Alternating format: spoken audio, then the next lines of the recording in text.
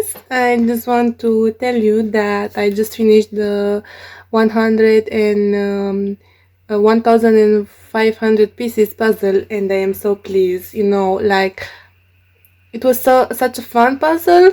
The bloopers give me a little of challenge, but not really. I made harder puzzle than that, and it was a fun one. And I'm so glad that I choose this one to do as my first 1,500 pieces, and I am so pleased and I'm happy. And yes, I just love it.